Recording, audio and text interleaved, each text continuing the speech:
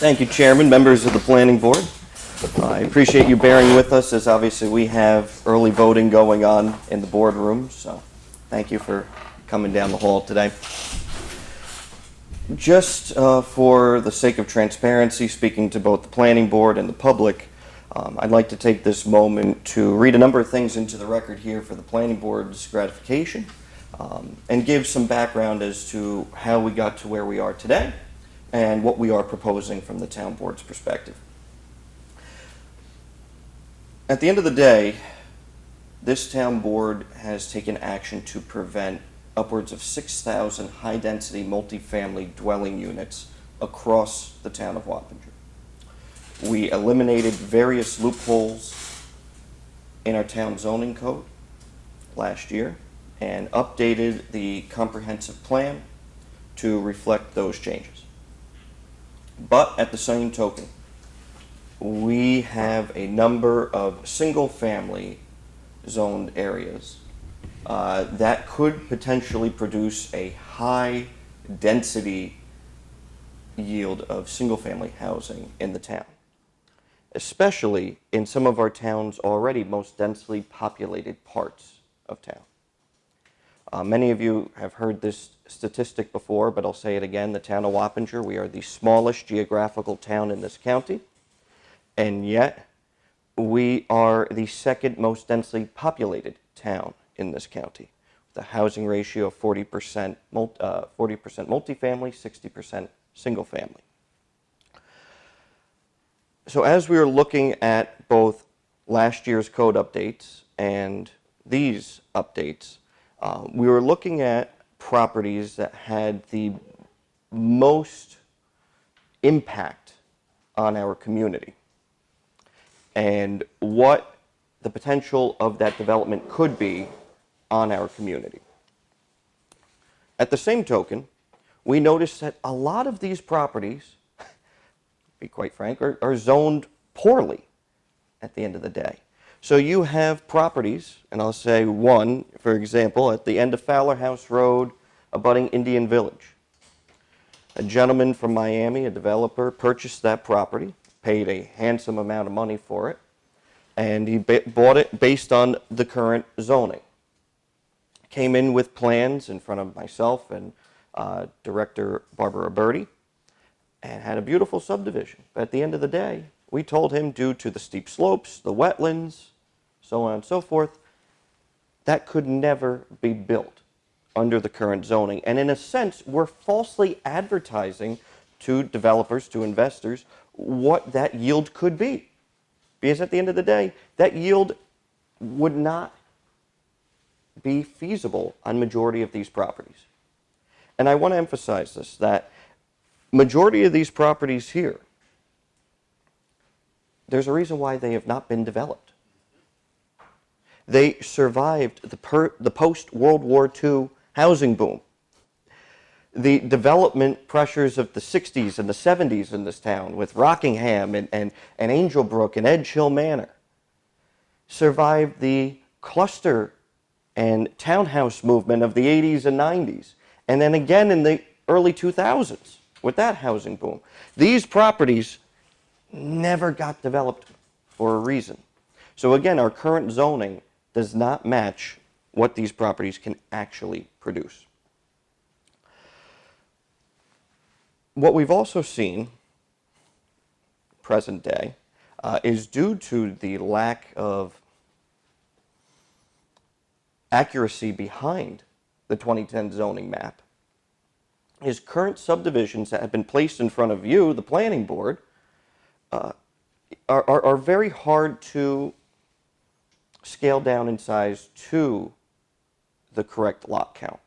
And I'll give you an example. Miracle Circle, Fernia Court, Shadow Court, Caliburn Court. These are neighborhoods that, with their current zoning, were allowed to produce that many houses that were developed. And I can tell you, you talk to the folks on Miracle Circle, they have drainage easements through the back of their properties, some 12, 20 feet off their back door, and they have unusable land with a 12-foot pit in their backyard with a drop-off. There are properties that have easements so tight up against where their houses are, because these are homes that are going from $800,000 to $1.3 million in the market, that this is the house in the center of your lot, and in the front you have a snow easement and a road easement. On the sides you have water and sewer easements, and in the rear you have drainage easements. And at the end of the day, those people, with many of these subdivisions that have been approved, will not have swimming pools. They will not have fences, and they will not have sheds because of the setbacks and the inaccuracy in the zoning today. And that's what we're looking to address, is to make this make sense, to address the density issue of our town, as well as essentially produce lots that welcome our future residents. So, we have proposed, and we've been talking about this since January 22nd, 2026 in open session, having several workshop type forums and meeting with the public, a combination of zoning changes. The largest is converting properties that are R40, R80 to R5A, which is 5 acre zoning. Again, you're taking some of the largest lots in the town that have the potential to create the most impact in terms of traffic, density, impact on our schools, water and sewer, fire services, police, EMS, and scaling those down to appropriate lot sizes, also based on their geographical makeup. So you'll see here those properties outlined in purple are proposed to be 5 acre zoning. This goes from down here along 9D, really along the southern portion of the town, which is primarily wetland, working our way up through some of the most densely populated parts of town. I'd like to note too, this includes town-owned properties as well. A lot of these are town-owned properties. And working our way up into the Cranberry area, which the town is in contract to purchase, and up along New Hackensack Road. The second aspect of this legislation is to up properties that are primarily R20, which is half acre zone, to the R80 zone, which is 2 acre zoning. In all reality, what we're seeing from a lot of these properties already are subdivision proposals that are way less than the half acre proposals and around the 2 acre proposal, because it's just what makes sense, especially the fact that when this last zoning code was adopted, the current zoning map, we did not have all of the current MS4 regulations for stormwater and drainage. We did not have the current wetlands laws from the state of New York requiring additional setbacks on top of what the town already has. And I'd like to remind everyone that in this most recent New York State governor's budget and the adopted state budget was a proposal that was adopted to essentially remove seeker on majority of these properties if they can prove that there was once development there. So these were a number of different outstanding concerns that the town board had when addressing these properties. So that's why in those areas we're looking at 2 acre zoning. Now again, I want just to go back to the seeker argument. Cranberry, 326 acres of land the town just secured. That had a house that was constructed on it in the late 1800s, and it was demolished by the 1950s. By the governor's statute and what's now been adopted in the New York State budget, that has been considered previously developed, even though there was a house way up in this corner, and it did not need to go through the seeker process if there were to be a housing development put there, which fortunately, thanks to the town board, we've decided not to do that. So, those are the residential components of this proposal. Then, what you'll see outlined in blue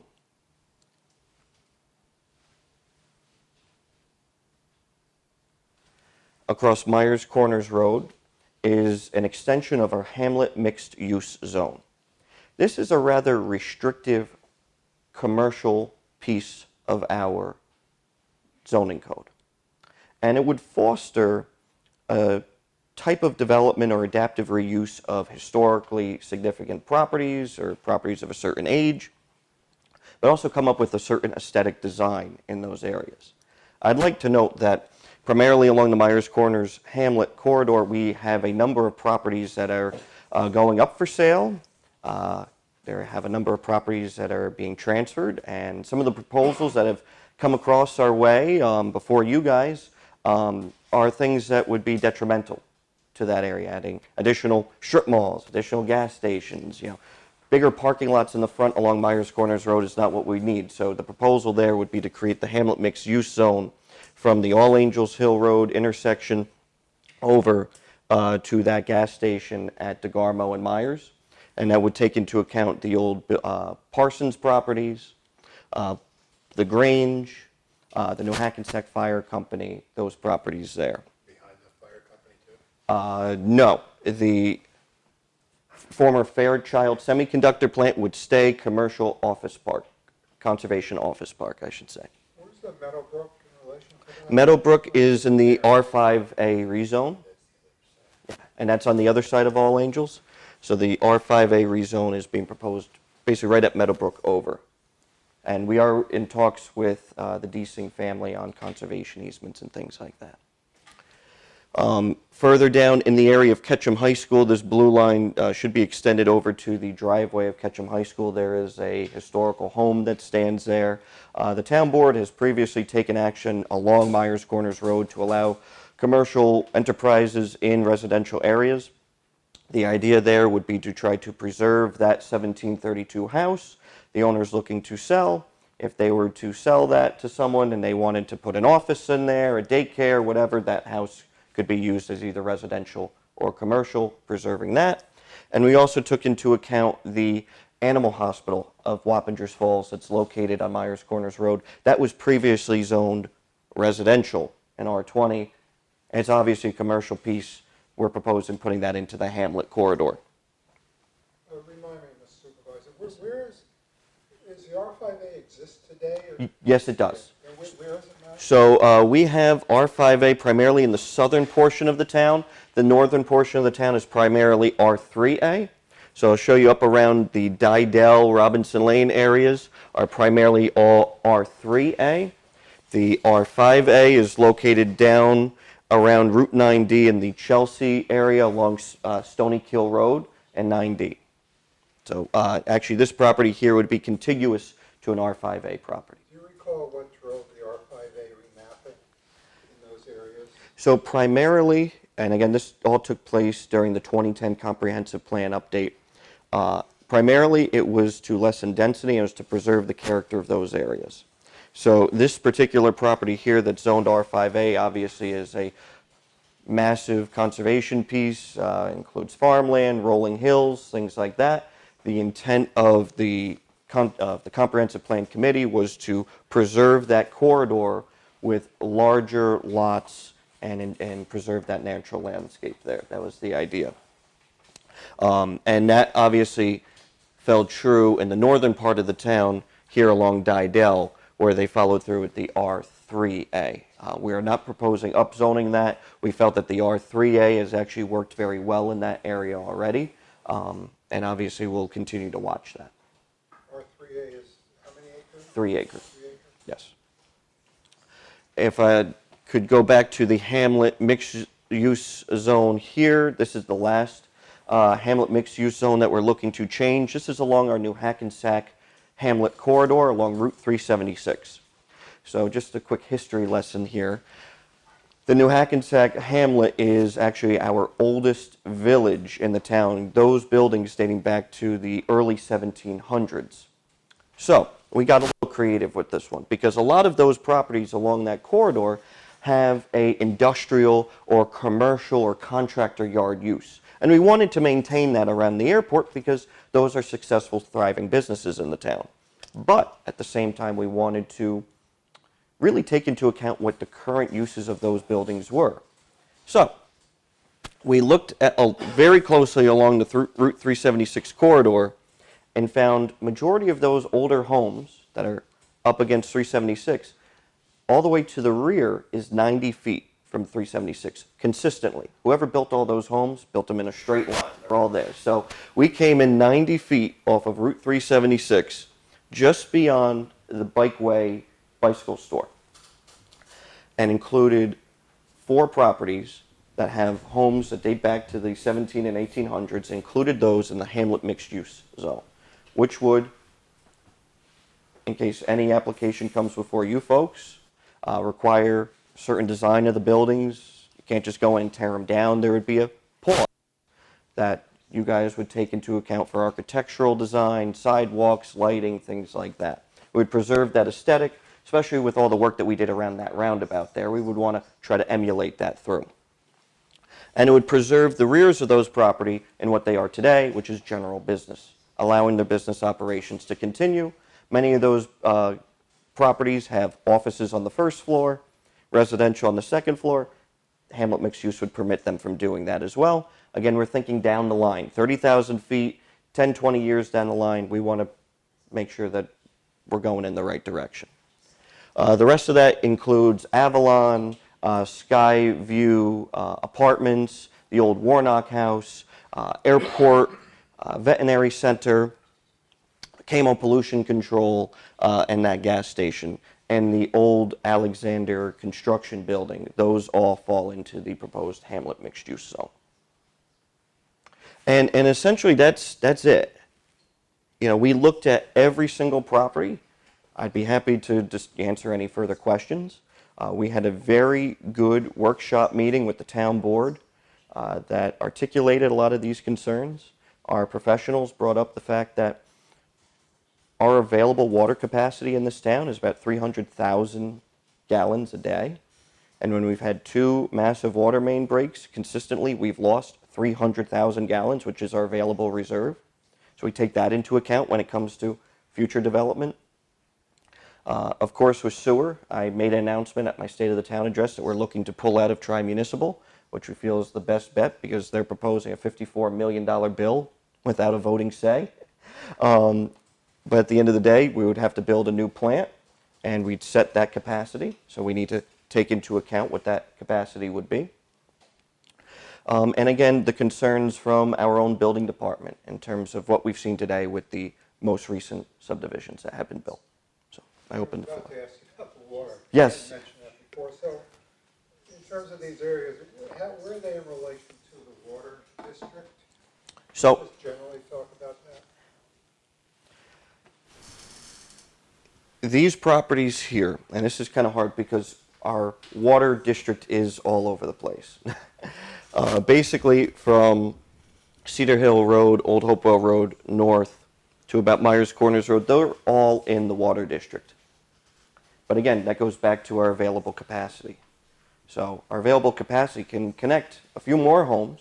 And there are people that live in the district, the existing residents, that have a right to tie in, I argue, before an undeveloped property that has been paying less than a single-family home in terms of their taxes on water and sewer.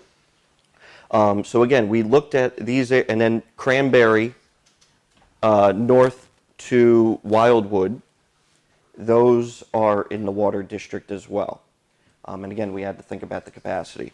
There are a number of properties in the southern area, south on Cedar Hill Road, along Smithtown Road, along McFarland Road, and of course along Route 9D that do not have water. That, again, we were considering the protection of those aquifers.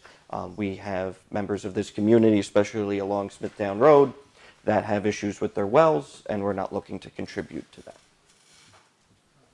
Well, I watched a few of the things at the town board, and they were very instructive. What is, was there a discussion about, it's a big jump to go from 1 acre to 5 acre minimum in terms of looking at different alternatives in between with the goal of, you know, how is the town going to accommodate future growth? So we have actually looked at the realistic, fully thought out engineered drawings of a lot of these proposals. And at the end of the day, where they end up from where they started is right around the 5 acre zone mark. Perfect example. Joey Estates. It's my favorite one, right? They named it after me, tried to stick it to me during my election. Look how that turned out. That's my neighborhood too. Yes, I know. That's where I live too. And we fought that. That was a proposal from over 1,000 multifamily units. We stopped that. Then it went to 326. Then it went to 150. Then it went to 166. They're down to around 30 lots, which when you do the 5-acre zoning, it's 27 lots. And they still haven't even fully engineered that. They still haven't even brought that in front of the planning board. So 5-acre zoning there would be 27 lots. So we're coming to that amount at the end of the day already.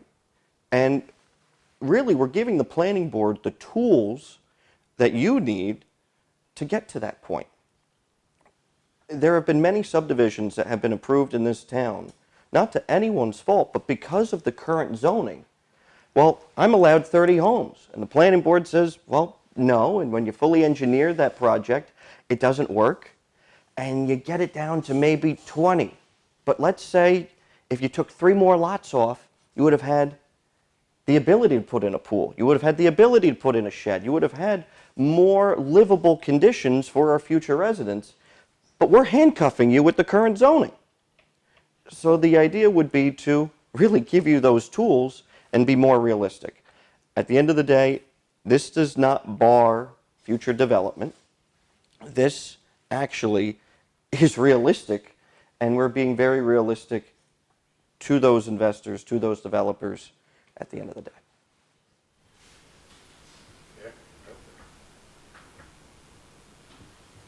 Let me ask you about just, what's the process going forward? Where are you at with the town board, and then what follows that?